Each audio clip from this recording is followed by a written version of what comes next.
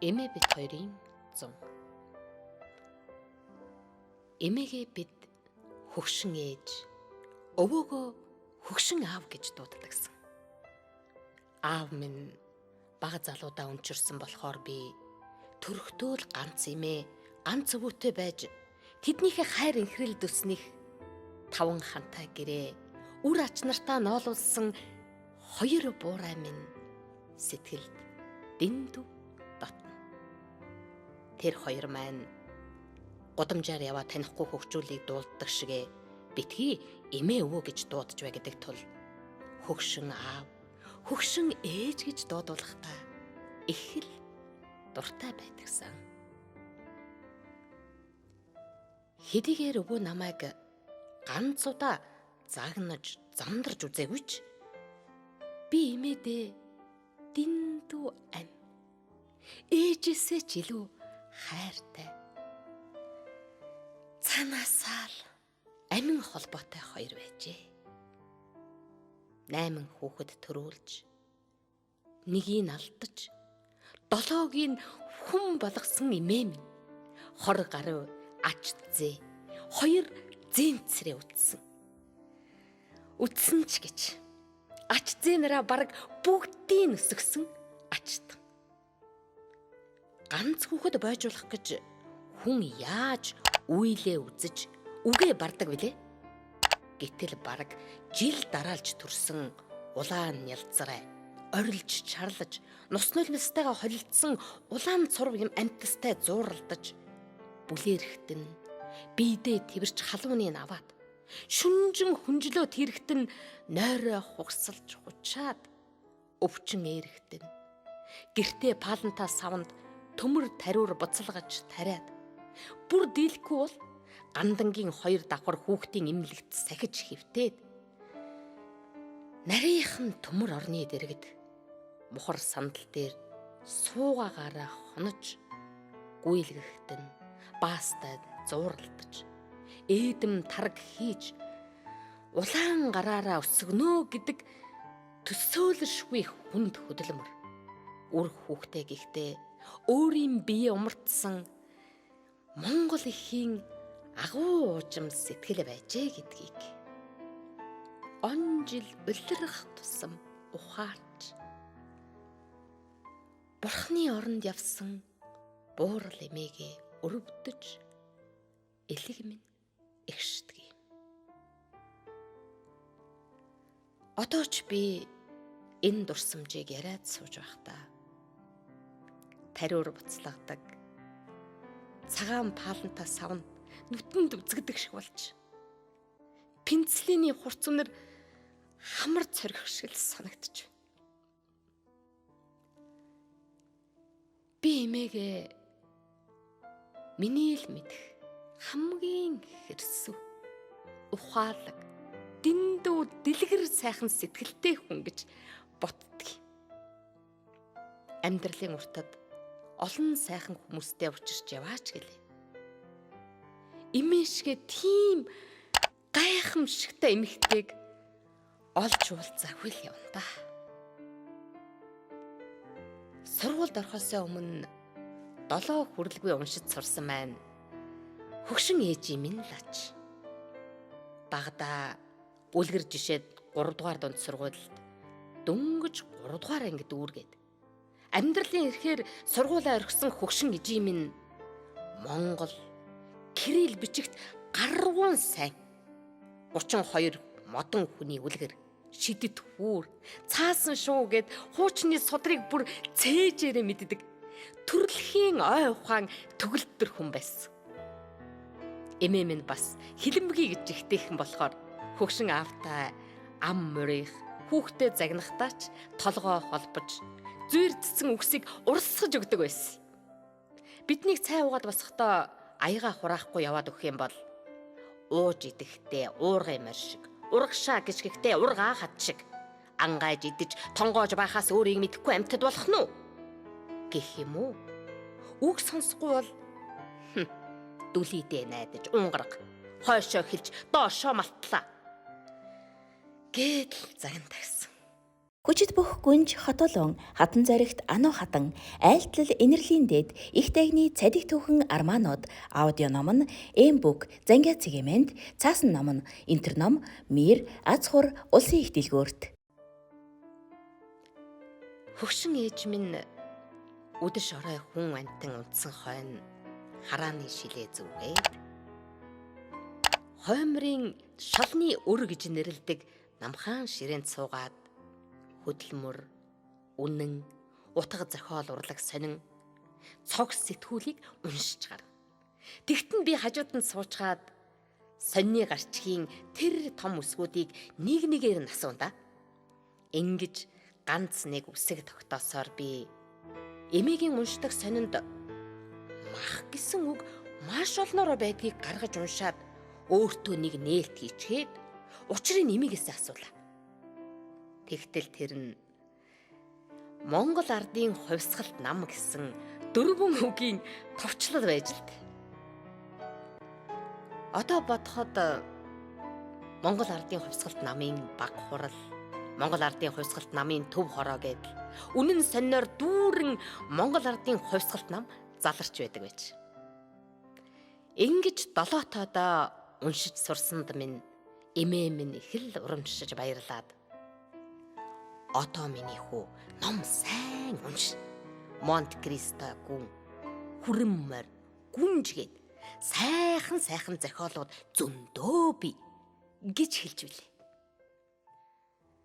Өдөр их шиг хүн амтан хөлхөлдөөд хүүхэд шуугалдаад эмээ гал тойрч эргэлдээд байхгүй нам гүмхэн энэ цаг. Бид хоёрын хувьд үсэг үзэх номын тухай ерөөсөө элдвийг хүүрнэлдэж суух олдшгүй сайхан мөчүүд байсан.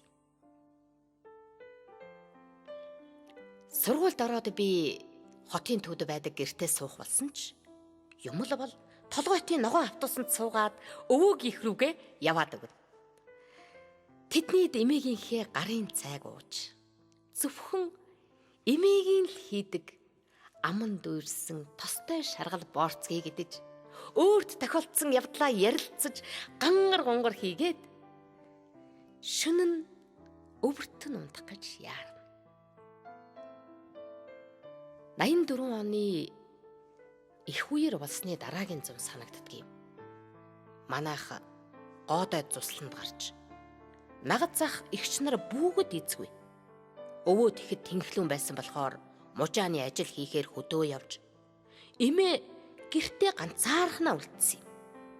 Тэгэхээр нь би эмээдээ хань болох шалтгаар уухайн тас тэднийх лүү гүйчихлээ. Хүүхэд байх үед цаг агаар одоогийнхоос нэг л өөр. Нар бороо хоссон. Үгүй найртай сайхан зум болдог байсан юм шиг санагддаг. Магадгүй би он цаг улирах тусам сэдэрдэг ностальжи буюу дурсамжаар өвчлөдөг болоод урдны юм илүү сайхан санагддаг болсных ч юм уу бүү мэд. 85 оны 7 дугаар сар эмээ бид хоёрын зам болж өнгөрсөн юм. Булганаас хөгшин ээжийн дүүн миний үеийн охинтойгоо хотод айлчилж ирээд байлаа. Өглөөс ирэхэд сүйтэй цайны ааг гэр дүүрэн ханхалж эмээ надад үзэмтэй шарвин хайрчсан сууч байна. Тэгтэн би цайлчгаад тэднийхээс нэлээн зайтай толгойтын эцсийн будалд байдаг дэлгүүрлүү сүү талханд гүн. Дараа нь хажуу гэрт байгаа лас жавыгч тэдний охинтой хамт дөрүүлээ хотор зугаалахаар гарна. Тэр жил их л айгм халуун зам болж билээ. Эмээ минь нарны харшилтай болохоор өргөн хүрээтэй сэрсэн бүрх нарны халахтай гарна. Бид гурав ихэвчлэн дэлгүүрээр явна да.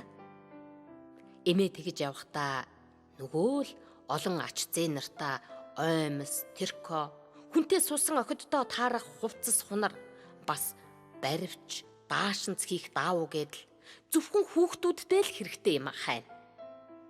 Хэрвээ байх юм бол мөнгөө хайрлахгүй аавна. Харин өөртөө бараг юу ч авахгүй. Бид дөрөв нэг өдөр их дэлгүүр орсон чинь бүс барааны тасаг бөөн очр. Юу гарч байгааг сургалбал их гоё хээтэй ирээн даавуу гарч байла. Эмээ намайг цонхны тэнд суулгачаад дугаарлаж гарлаа. Тэгээд тэр халуунд хөлсөө урсгаж олон хүнтэй шахацалдаж түлхэлдэж байж 2 цаг гаруй дугаарласны хүчинд 3 янзын ирээн давуу аваад бөөм баяр харьцааж билээ. Тэр үед ирээн давуу элбэг байсан ч гэсэн сонин содон хээтэй чамин хувцас хийчмээр ид нүднийг юм байсан. Эмээ минь торго баясгсан уран гартан байлаа. Дээлийн ингэр захны наалтыг гаргуун цэвэрхэн хийн. Чамин ганган хувцас хунар ховор их дэлгүүрт танил худалдагчгүй эсвэл гадаад явдгүй хүн аятаахан хувцалахад хэцүүхэн цаг байсан учраас тэр үед эмээ модны хувцсыг ганцхан хараад л эсгүүрийг бодож байгаад яг адилхан ойж биднийг бас нагац ихч нарыг гойдог байсан юм. Тэр өдөр эмээ 3 янзын даавуу авснаасаа миний охин аль нааран даашин цэйлэх хөв гэж асуула. Надад хөвөөгөөрөө эрвэхий өнгийн цэцэг навч өвс ногооны зурагтай цасан цагаан даавуу их л таалагдлаа. Ердөө тэр цэцэг ногоо нь жинхэнэ юм шиг эрвэхэн амьд юм шиг харагдаад байсан хэрэг. Маргааш өглөө намайг сэрэхэд эмээ цайгаа чанаж тавьчихоод миний даашинцыг эсгэж байлаа. Ер нь эмээ минь дэндүү эртэж. Би хизээч тэрнээс урдж сэрж үзээгүй юм.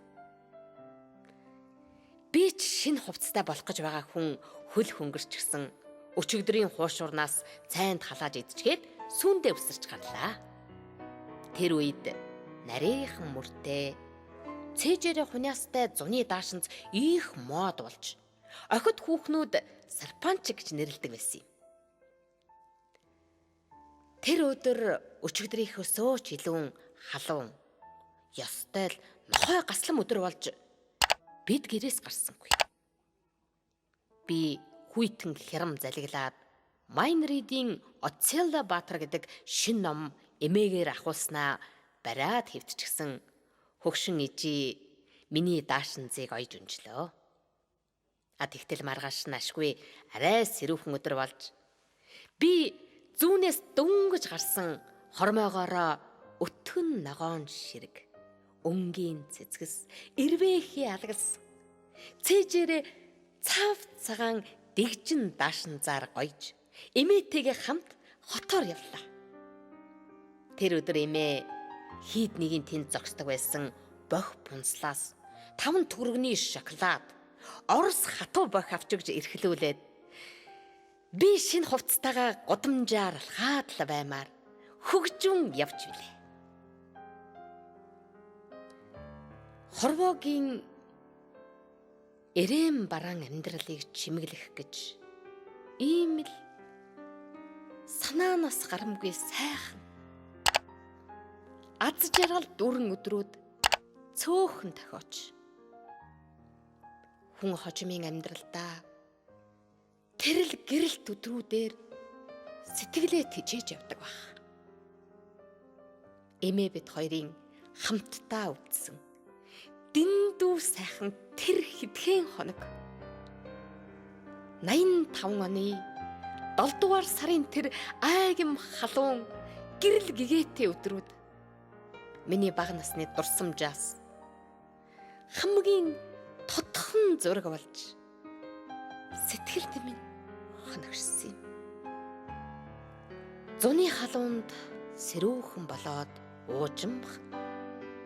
Өвлийн хүйтэнд бол халуу дүүгэж дандаа сайхан цай амттай хоолтой байдаг байсан өвөөгийн минь тэр л халуун галга боломт сэтгэлд дэндүү тодох.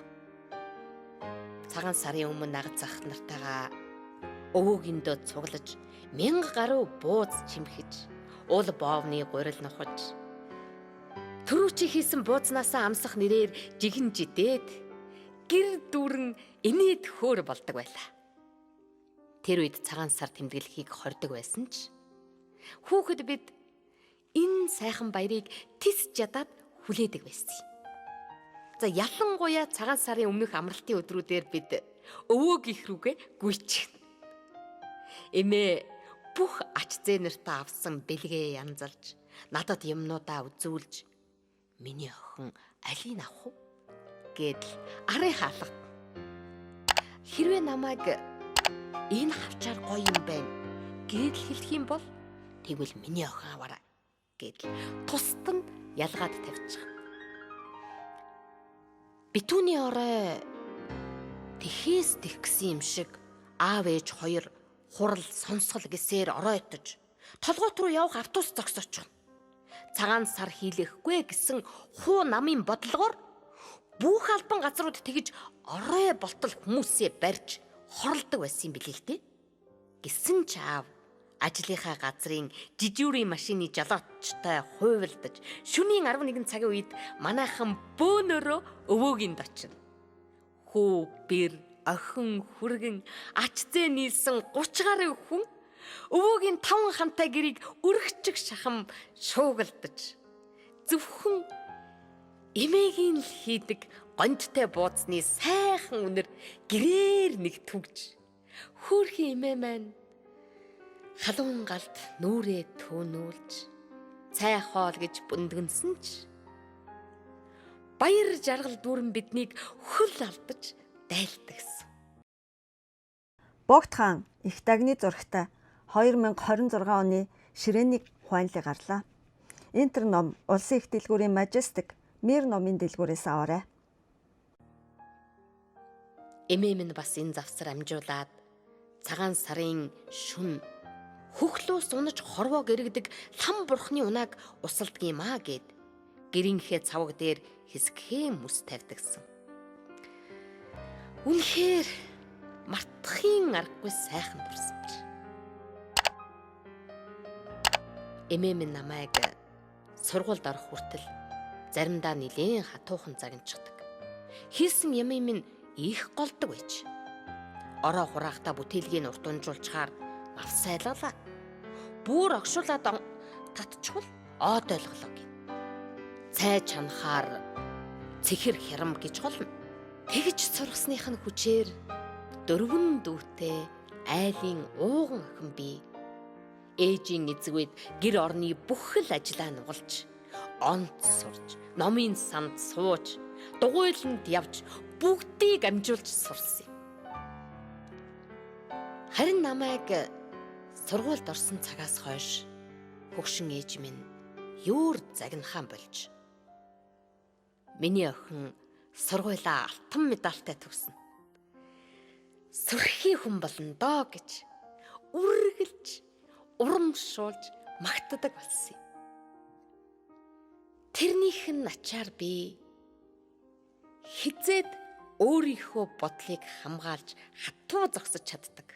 Өөртөө итгэлтэй чанар сууж би хизээч олныг дагаж урсгалаараа хөвж явдаг түмний нэг болоогүй юм. Эмээгийн тухай олон сайхан дурсамжаас санаанаас минь гардгүй нэг явдал байдаг юм л да.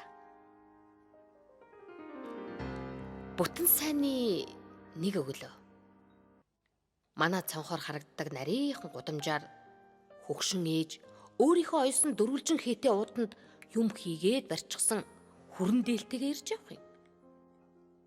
Гү тэгтэл хөөрхөн эмээ минь биднийг хуушууранд дуртай гэд цусан хуушуур хийж бариад хаа хол толгоотын эцсийн буудлаас Ленины музейн зүүн хойно байдаг манад хүрээд ирж үлээ.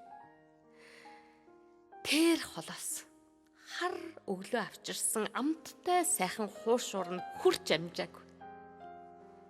Яг л өөрийнх нь сэтгэл шиг хав халуунараа байсанс. Харин одоо би толгойт руу явхаас зүрхшээдгээ. Яагаад гэвэл хизээч эргэж ирэхгүй бага насны минь тэр гэрэлд дурсамж. Далай сэтгэлтэй хоёр буурал минь тэндч, эндч хорвоогийн хаанч байхгүй болжээ. Тэдний байсан хашаа эмээгийн минь тарьсан хідэн улаас хажуугийн өндөр жалга өвөөгийн усаа аваад тэрэг түрээд ирж явдаг байсан цагаан худаг бидний тоглох дуртай 5 хошуу туулыг харахаар сэтгэл минь сэмэрч орчлонгийн өршөөлгүй мөнх усыг зүрхээрээ мэдэрч гулхавдаг. Одоо тэнд улам молон айл бууж жалган нэлэгдэж намсч нураад танигдахааргүй болсон байна лээ. Тэдний хашааны ногоон төмөр хаалгыг харахаар биднийг очоод буцах бүрд өвөл, хавар, зуны алинд ч гэсэн хашааныхаа гадаа зогсоод хойноос минь далалсаар хоцордог байсан эмээ минь бодогдоод хамрын самсаа шархираад байдаг юм аа. Эмээ маань намайг эзэлтийн шалгалтандаа тэнцэж Оросд сургуульд явхад магнайга хагартал баярлж билээ. Намайг холыг зорьсон тэр өдөр галт тэрэгний буудалд эмээл хамгийн сүүлд ам үлдэс амжиж ирсэн юм. Яагаад гэвэл эрхүү хүйтэн гэж сонсоод надад хурган имжээртэй дулаахан хантаац хийх гэж шүнжин нойргүй ойсоор галт тэрэг хөдөлгөхийн өмнөхөн дуусгаад амжиж ирсэн нь тэр байж. Би эрхүүд очоод эмээдээ 7 хоног болгон захидал бичдэг байлаа. Сүүлд нь сонсоход манайхаас аав, ээж, дүү нарыг тэднийд очих бүрд охиноос захиа байна уу гэж асуудаг байсан юм байлээ. Тэгсэн мөртлөө өөрөө надад захиа бичгүй. Эмээгээс би ганцхан л удаа захиа авсан. Өнөө л өглөө үүр цайхаас үдшийн бүрий болтол галаа тойрч эргэлддэг дуусшгүй их ажил. Бага нагац эгчийн 2 жижиг хүүхэдтэй зууралцаар захиа бичих зав болдгүй байсан хэрэгэлтэй. Харин өөд болсныхан дараа авдрахтаа миний бичсэн хэдэн захиа 1-р ангид орохоос эхлээд эвлэл, пионер дэлсэн үе минь бүх цээж зургнаас нэг нэгийг нандинч хадгалсан нь гарч ирсэн юм. Эмээ минь хизээч хэлийндээс алхаж гадаад явж үзээгүй мөртлөө гадаадад тэгдэг гин Оросд ийм юм болж гэхэд юунд ч гайхаж юугч сохроор гайхширдаггүй хар ухаантай хүн байсан нь гайхал төрүүлдэг. Миний мэдхээр чихэндээ бараг эмэг зөөдгүй эмээгийн залуугийн зургийг үзэхэд нэг гой сувдан эмэгтэй өдөн цагаан малгай сувдан саран зүүгээр гангарсан сайхан дурдан дээлтэй дэгчин бүсгүй өөдөс ширтэн. Та энэ гоё эмгээ яасан бэ гэж нилээн том болсон хойно асуухад минь яах юу аах вэ? Ээж ах эгч нарын чинь тэжээхгээ зарчихгүй юу гэсэнс. Харин хожим хүргэн ах маань оюу шигтгээтэй мөнгөн эмэг хийж өгснийг насан илтлээ зүссэн. Тэгээд намайг 15-6 хүрсэн хойно заримдаа бага насныхаа тухай ярьдаг болж би эмээгээ ноёны охин байсан, өрлөг ихийнхээ сүүгээр бойжсон тухай цул аюугаар сэлбэрлсэн хүний нударгын чинээ сарлаг, морь, мөнгөн аягаар тоглож өссөн. Аав нь Санкт Петербург явж Орос авхайн хувцастай тухайн чинээ хүүхэлдээ бүгчин цаг авчирч өгсөн. бас 30-аад оны ихээр тэднийх 3 удаа эд хөрөнгөө хуу хураалгаж байсан тухай мэдэж авсан юм. Тэр хүүхэлдэгэ яасан бэ гэж сониучрахад минь би 6 тайдаа гинэт халуураад ухаангүй болоход зочлам ирж миний хайртай мөнгөн аяганд амттан дүүргэж сүнсийг минь дуудаад муу ёрын сүггээд өнөө гой хүүхэлдээг минь золигт гаргачихсан юм билий. Гэж ярьж билээ. Энэ тухай би хожим нь эмээгийнхээ амьдралаас сэтвэлсэн хүүхэлдээ гэдэг өгүүлэг бичсэн юм. Тэр жил би Оросоос их сургуульд шилжиж ирээд ардын эрх сонинд хагас цалинтай ажиллах болж анхны цалингаасаа 1000 төгрөг өгч эмээгээ сүүлчийн удаа баярлуулсан юм. Одоо гүйлгэнээс хасагдсан улаан 10-ын боодол мөнгийг аваад эмээ минь нүдэндээ дүүрэн нулимстай инээж охин минь эмээдээ шуудаа гурилын мөнгө өглөө шүү дээ гэж байсанс. Тэгээд л дараа жил 1994 оны зун элэгний хорт хавдраар өвчилж хэвтэрт орсон. Үйлийн үртээх хүнд хорт хавдар тусдаг. Эсвэл өмнө үү бол бурхны шийтгэл гэдэгтээ би хизээч санал нийлэхгүй.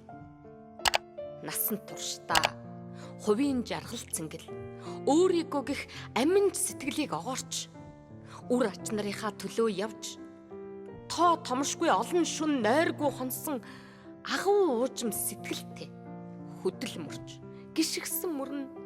Миний тэмдэглэл Ану хатан хот улангүнж их дайны зурагтай 2027 хүртэл ухаанлитай зурхаатай багц тэмдэглэлийн дэвтрүүд интерном Мир улсын их дэлгүүрийн мажистикт Дэндүү цагаахан имэд минь бурхны шийтгэл ирэх ёсгүй. Харин ардчлалын эхний үеийн тэр жилүүдийн хүнд хэцүү амьдрал дээд сургуулийн дипломноос өөр өв хөрөнгөгүй ихэнх нь орон байргүй үлдсэн хүүхдүүд ач зээ нартаа зовсон эхийн сэтгэл хөвгүүдийнх нь нэг нь согтуу явна огтынх нь нэг нөхөртөөгөө ам муриж ач зээ нарынх нь нэг халуурч бүлээрч гих бүрийд сэтгэлээ сэмэлж нойргүй хонж илгээ ихшээж завинсаар хүн гэж амтны сэтгэлийг толдогч онцгой эрхтэн элэг нь тэсээгүй байхаа гэж боддог. Манай монголчууд үнэхээр ухаантай ард түмэн. Элэг буруулах, элэгэн садан, элэг битгэрэх, элэг буруу, элэг зүрхний хайр гэж хүний сэтгэлийн баялаг ертөнцийн эмзэглэл догдлыг элэгтэй холбож ойлгож ярьсаар ирсэн нь зарим талаар Европ эмнэлэг аргын ухаанд тайлагдшгүй бэлгийн ухааны нууц байсан бизээ. Хавдар судлалын төвийн эмч нар одоо ямар ч найдваргүй эмчилгээгүй гэд гэрт нь гаргачихсан байхад ч амьдрах итгэл найдвараа алтлгүй эцсийн мөчүртэл эдгэрн хөл дээрээ босно хөгшин ээж нь хүүхдүүддээ боорцог хийж өгнө гэж ярьсаар байсан тэр тэсвэр төвчээр нь гайхалтай. Хань минь тэр үеэр энтхийг явж Далай ламын ажилласан сахиус авчирч өгөхөд тэр дорн хүзүүндээ зүгээд одоо би Далай ламын сахиустай ажирахгүй боллоо гэд баярлж өжөлөө. Элэгний хорт хавдар гэж үнэхээр ёрын өвчин. Бүх биеийн завиурлж гол нь гороож, гидс дүүрүүлж, хоолноос гаргаж, амин хаан байна гэмээр турж ицсэн.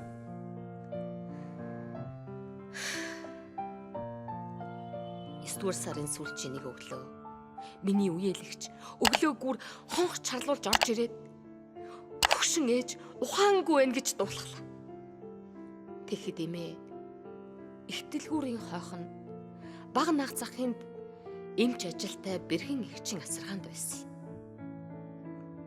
Миний эмээ их ухаантай хүн байсан болохоор 3 бэртэйгээ ганц ч удаа ам мориж үзээвэрсэн. Намайг очиход эмээ минь ухаангүй болсон байлаа. Хорт хавдрын өгүүлшгүй их завуур шаналгааг биеийн даахаа болж ухаан алдсан ч гэсэн зүрх нь зогсолтгүй цохилсоор л байлаа. Би хөгшин ээжээ гэж шивнээд орныхан дэргэд суулаа. Тэгээд гарын надах бүблих жигдхэн амьсгалж байсан ч сүнсэн энэ ертөнцийг үүр дөрвсөн бололтой ухаан норх шинжгүй амьсгал нь үл мэдгэхийн чичирхийлж байсан. Намайг ээжээсээ 8 хансартай дутуу төрж дүнгэж 2 гэл гаруухан жинтэй өвчин ороомтгой уйланхай тохой хүрхгүй улаан нэлзрээ амтан ертөнцөд ирэхэд минь тосч авсан илбэрэлт 2 гарын натгаад хэдэн цаг суухдаа би эмээгээ алдаж байгаагаа ухаарч 24 наснда үхэлтэй улаан нүрээрээ учирч байгаагаа мэдэрчвүлээ.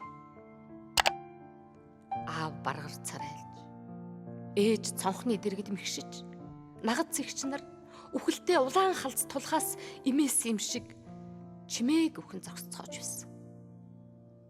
Тэгээд эмээ минь өглөөнөөс хойш ухаангүй байсаар үдээс хойш 4 цаг өнгөрч байхад зүрхний цохилт бүдгэрсээр биеийн хурж эхэллээ. Хүн амьсгал хураахтаа хөл гарынхаа үзүүрээс эхэлж алгуурхан хурж эхэлдэг юм билээ. Хурууны үзүүрээс эхлээд хурж эхэлсэн гарын натгсаар сухтаан би алгаа чацуулж үзэхэд хуруунууд нь минийхээс бүтэн нэг үе илүү урт байж үлээ. Биднийг бөөцөлж, цай хоол хийж, гал дулж, үнээ сааж, илгэн тараг бүрж, өрөм загсааж, сүү амтагдсан будаа чанж, тухын минь инхрэлж илээд өвдөхөд минь тарж, шүнжин хужиж, дулаан хөвөнтэй өммөд баривч, дэгжин даашинз ойж өгчөөсөн илбэрэлт эмээгийн минь ачтай, халамжтай 2 гар. Хуруунуудынх нь үзүүр хөрсөөр алга нь аачмар хөв хүйтэн болж зүрх нь игэн нэгт зогслоо. Гар нь цэв хүйтэн болсон хойч буглаг булчин нь хурж амжаагүй бүлээх нэрээ байхад нь хайр дэмээгээ орхиж нулимссан бороо асгаруулж төвдөхгүй л байлаа. Тэгээд намайг хүн болгож хайраар үлгээтсэн цаглашгүй ачтан ухаанд буурал эмээгээ алдчихлаа гэдгээ гинтхэн ухаарад нулимс асгарч үхэл хагцлын өмнө цөхөрч өглөө. Хөгшин ээж минь 68 наснда ингэж элэгний хорт авдраар өөд болсон юм. Жил дараалж нялх хүүхэд асарсаар ядарсан эмээ минь надад нэг удаа охин минь олон хүүхэдтэй болоод хэрэггүй шүү. Харин үр хүүхдээ амьдралын ухаантай арчаатай хүн болж өсөв. Ажилдаа эзэн болсон хүн бол зовлон тохиолдоход бүсээ чангал зорьсноос битгий нэцэж бай. Өсхийн жаргалыг жаргалд битгий бод. Өглөөний нарыг наранд битгий бод гэж сургасан юм.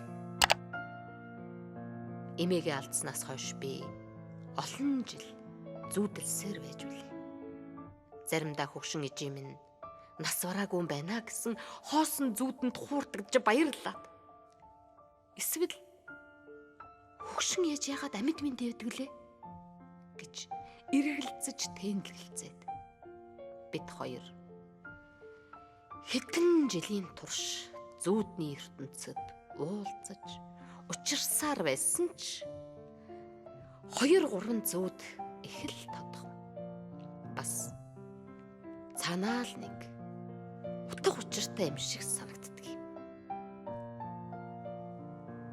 Эмээгээ дөнгөж наранд нутаглуулсны дараа зүүдэнд эрэхтэй хөгшин ээж минь би нутагтаал нэг очоод ирмээр байх юм гэж үлээ. Хожим сонссноор эмээ минь 20 наснда амьдрал хөөж орхиж гарсан төрсөн нутаг булганы өрмийн голдоо ганц ч удаа эргэж очиж амжаагүй юм билээ. Сүүлд хөдөөлүүлснээс нь хойш сар гаруйн дараа би бас нэг сонин зүүдэлсэн. Би хөгшин аавынхаа гэрт сууж байтал тооноор нэг их гэрэл гарч хөгшин ээж нь эргэж ирэхгүй Тэнгэрийн орондоо явлаа гэсэн дуу хоолой нэг л сонин цуур адаж дуурайд зам гарсан. Ингэж л сүнсэн энэ хорвоогийн элдв явдлаас ангиж ирж дараагийн төрөлдөө явсан байх даа гэж би боддог юм. Миний эмээг Магсрын Цэрэн Доной гэдэг Түшэт хан аймгийн Дайчин Чимвангийн хошууны уугуул Алдарт ихийн 1-2 дугаар одонтой эгэл сайхан Монгол их байсан. Эх хүн элбэрлэлт эмээ гэж ямар ч шагнал одон медалаар хэмжишгүй гавьяатан ачилбэрлийн юугаар ч илэрхийлэршгүй ачлалын тэнгэр байдаг юм билээ. Миний хайртай хөгшин ээж мянган ачит эмээ нарын өмнө мэхийн ясалж та бүхэндээ үгэн зул өрхиё.